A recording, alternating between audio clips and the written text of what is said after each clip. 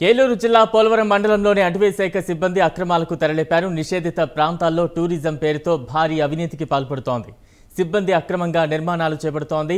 ఆడిందే ఆటగా పాడిందే పాటగా అటవీ శాఖ అధికారులు వ్యవహరిస్తున్నారు. అటవీ శాఖ అవినీతి అక్రమాలపై ప్రైమ్ 9 న్యూస్ ప్రత్యేక కథనం.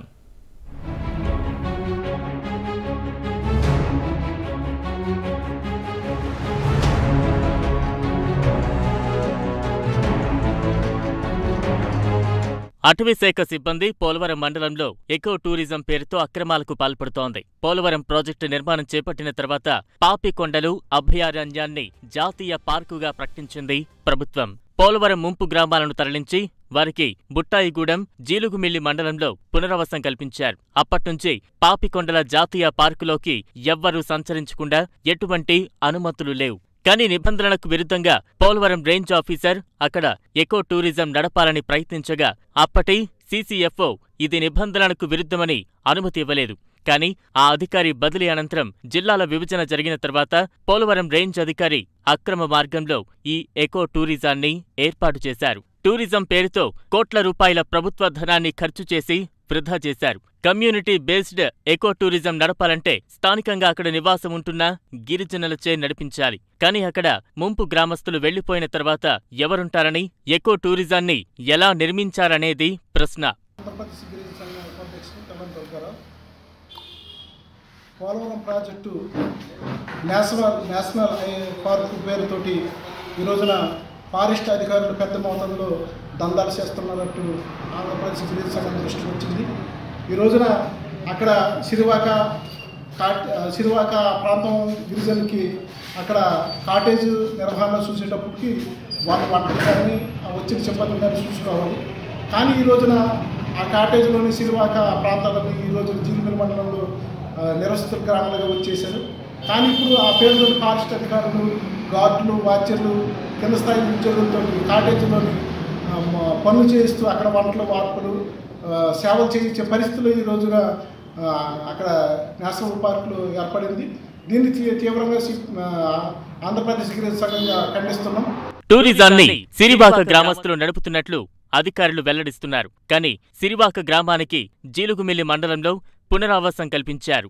ఆ గ్రామానికి సుమారు 90 కిలోమీటర్ల దూరం, పైగా 35 కిలోమీటర్లు అడవి మార్గంలో ప్రయాణం చేయాలి. చివరికి చేరుకునేదాకా చేరుతామా లేదా అన్నట్లు ఉంటుంది ఈ మార్గం. అటువంటప్పుడు ఎవరైనా పర్యాటకులు వస్తే అంత దూరం నుంచి వచ్చి వీరికి సేవలు అందించడం సాధ్యమేనా?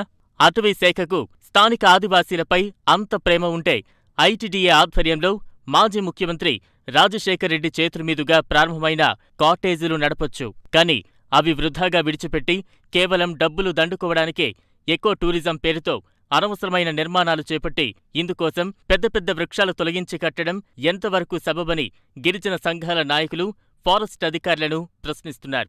జాతీయ పార్కులో ఏ అనుమతితో ఎకో టూరిజం నిర్వహిస్తున్నారు? ముంపు గ్రామాలన్నీ తరలి వెళ్లిపోయాక కమ్యూనిటీ బేస్డ్ ఎకో టూరిజం ఎలా స్థాపించారు? అడవుల్లో ఉండే కన్నరపాడు, ముంజులూరు, గడ్డపల్లి, గిన్నెపెల్లి, చిలకలూరు, ధారవాడ వంటి పలు గ్రామాలకు విద్యుత్ సరఫరా, రోడ్డు మార్గాలు వేసేందుకు అనుమతించని అటవీ సిబ్బంది ఇప్పుడు ఎకో టూరిజం ప్రదేశానికి చేరుకోవడానికి రోడ్డు మార్గాన్ని ఏ అనుమతితో నిర్మిస్తున్నారు? పైగా నేషనల్ పార్కులో యంత్రాలతో రోడ్లు నిర్మించడానికి అనుమతులు ఎవరిచ్చారనే ప్రశ్నలు ఉత్పన్నమవుతున్నాయి. నమస్కారం, నా పేరు ముడియన్ శ్రీనివాసరావు. ఏలూరు జిల్లా ఆదివాసీ అగ్రికల్చరల్ కమిటీ చైర్మన్ నేను. మన పోలవరం ప్రాజెక్టు పరిధిలో అధికారులు, అటవీ శాఖ అధికారులు దోపిడీకి పాల్పడుతున్నారని తెలిసింది. ముఖ్యంగా పాపికొండల అభయారణ్యం దాన్ని నేషనల్ పార్క్గా, జాతీయ పార్క్గా ప్రకటించి పాపికొండల ప్రాంతంలో ఉన్న గ్రామాలన్నింటినీ కేవలం పోలవరం ప్రాజెక్టు ముంపు కోసం ఖాళీ చేయాలని చేస్తే దాన్ని ఆసరాగా చేసుకొని ఈరోజు అటవీ శాఖ అధికారులు ఆయా గ్రామాల్లో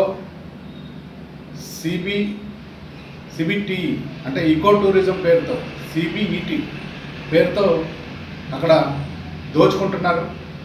వాస్తవానికి ఈకో టూరిజం అటవీ శాఖ వాళ్ళు కాదు చేయాల్సింది. ఆ స్థానిక ఆదివాసీలు టూరిజం చేసుకోవాలి, దానికి ఫారెస్ట్ అధికారులు సహకారం అందించాలి. కానీ అధికారులే వ్యాపారుల అంటే వ్యాపారులు అధికారుల ముసుగులో ఆ ప్రాంతానికి ట్రాన్స్ఫర్ చేయించుకొని అక్కడ పెద్ద ఎత్తున వ్యాపారం చేస్తూ ఆ ప్రాంతంలో కోట్లాది రూపాయలు సంపాదిస్తూ ఉన్నారు. దీనికి ప్రభుత్వ సొమ్ము వాడుతున్నారు. దారుణంగా కోట్లాది రూపాయలతో అక్కడ కాటేజీలు నిర్మించి ఎటువంటి అనుమతులు లేకుండా అక్కడ టూరిజం నడుపుతూ ఉన్నారు. గతంలో అధికారులు చాలామంది కూడా ఈ ప్రాంతంలో టూరిజం ఉండకూడదు, ఎందుకంటే ఇది వన్యప్రాణి ప్రాంతం, ఈ ప్రాంతానికి మనుషులు వస్తే మనుషులకి హాని చేస్తాయి ప్రాణులు, అలాగే వీళ్ళు అక్కడికి వెళ్ళిన తర్వాత వన్యప్రాణులకు కూడా ఇబ్బంది అని చెప్పేసి దాన్ని తిరస్కరించారు.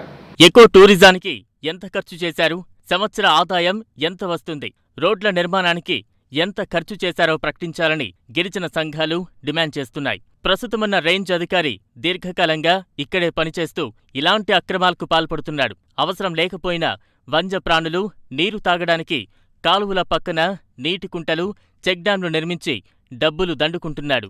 దావ్సన్ రోడ్ పునర్నిర్మాణానికి జేసీబీ యంత్రాలను వాడుతూ చట్టవిరుద్ధంగా రోడ్డు పనులు చేపడుతున్నారు. వాస్తవానికి జాతీయ పార్కులో రోడ్డు నిర్మాణాలు వేయరాదు. ఇదిలా ఉంటే ఎకో టూరిజం వద్దకు పర్యాటకులు వచ్చినప్పుడు వారిపై వన్యమృగాలు దాడి చేస్తే బాధ్యతెవరిది? టూరిస్టులు వచ్చినప్పుడు వారికి సేవలందించడానికి సిరివాక గ్రామస్తులు అందుబాటులో లేకపోవడంతో వైల్డ్ లైఫ్ బేస్ క్యాంపు సిబ్బందితో వంటలు చేయించి సేవలు అందించాల్సిందిగా పోలవరం రేంజర్ ఆదేశిస్తున్నట్లు బేస్ క్యాంపు సిబ్బంది గుసగుసలాడుతున్నారు.